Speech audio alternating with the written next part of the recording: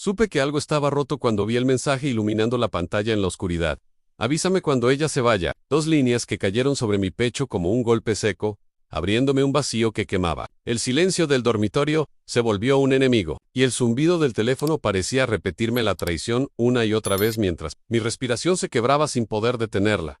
Me quedé inmóvil, sintiendo cómo mis manos temblaban al sostener el móvil, como si la verdad pesara demasiado para ser sostenida. La habitación estaba apenas iluminada por la luz que entraba desde la calle, y cada sombra parecía una advertencia que yo no había querido ver antes. Caminé hacia la ventana para respirar, pero el aire no alcanzó a llenar mis pulmones. Era como si el mundo hubiera perdido su eje.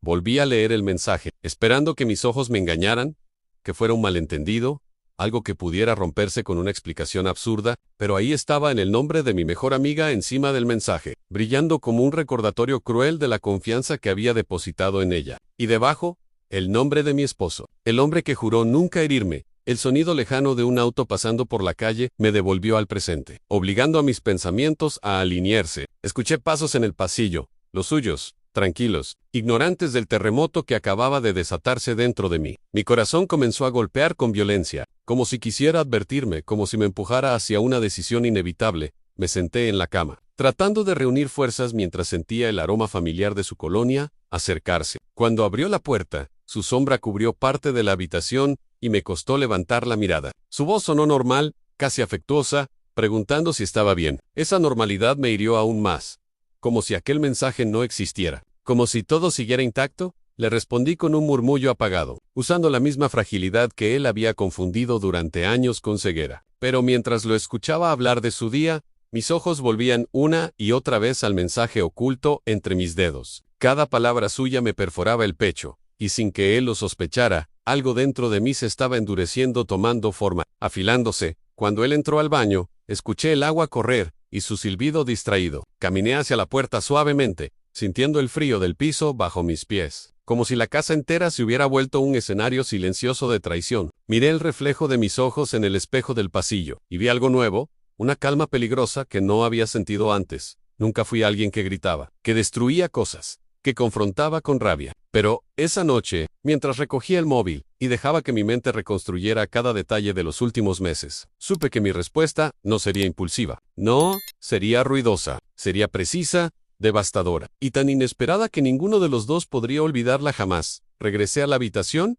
y me acosté junto a él cuando terminó de bañarse. Fingí el mismo cansancio de siempre, la misma suavidad. Su respiración se volvió lenta al quedarse dormido, ajeno a la tormenta que crecía a centímetros de su cuerpo. Observé la forma de sus manos, la curva de su espalda, y sentí como mi corazón dejaba de lado el dolor para transformarlo en algo más firme. Determinación. Cerré los ojos solo para organizar mi plan. Un plan que no se basaba en celos, ni en gritos, ni en destruir lo que yo había construido durante años, sino en mostrarles, a ambos, que habían elegido traicionar a la persona menos indicada. Y mientras el silencio de la noche envolvía la casa, supe exactamente cómo sería mi venganza, una que dejaría a todos en shock. A la mañana siguiente, me desperté antes que él, escuchando el ritmo suave de su respiración, mientras la luz se filtraba lentamente por las cortinas. Había tomado mi decisión sin temblar, sin una lágrima. Me levanté con movimientos suaves, casi silenciosos, como si la casa no debiera sospechar nada. Preparé café,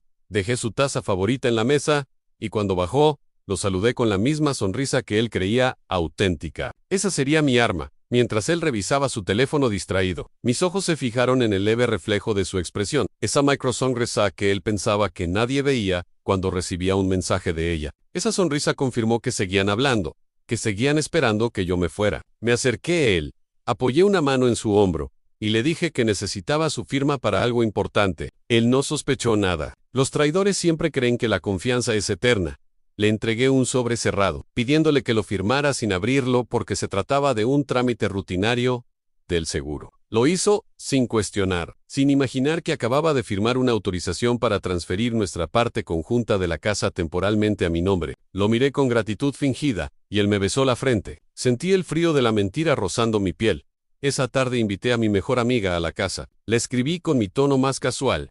Él no está. Pasa. Necesito contarte algo urgente. Cayó en la trampa sin dudar, con el mismo descaro que había usado para escribirse con mi esposo. Cuando la vi entrar por la puerta, con su perfume caro y su falsa preocupación, mi corazón no se aceleró, Estaba demasiado concentrado. La hice pasar a la sala. Puse té en la mesa y escuché cómo fingía interés por mi vida, como si no esperara que él llegara en cualquier momento. Le conté que había descubierto algo del seguro, algo que necesitaba que ella revisara conmigo, porque confiaba en ella más que en nadie. Tragó el anzuelo sin imaginar que el suelo estaba por desaparecer bajo sus pies.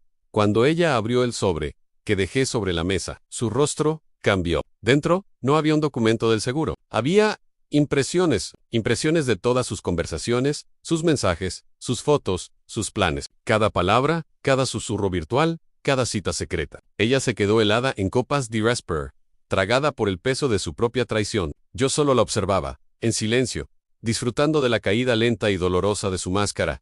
No tuvo tiempo de inventar una excusa, porque justo entonces, mi esposo abrió la puerta. Su cara se descompuso al vernos juntas, y cuando vio los papeles sobre la mesa, se quedó sin voz. Caminó hacia nosotros como un hombre que entra en su propia sentencia, con pasos torpes y el sudor bajándole por la frente. El silencio entre los tres era tan denso que parecía un cuarto lleno de humo. Saqué del cajón el documento que él había firmado por la mañana y lo puse frente a él. Entonces, con la voz más tranquila que había usado jamás, le dije: no me voy. Ustedes son los que se van. Ambos palidecieron de golpe, comprendiendo apenas que todo lo que habían planeado juntos se había derrumbado con un solo movimiento que jamás vieron venir.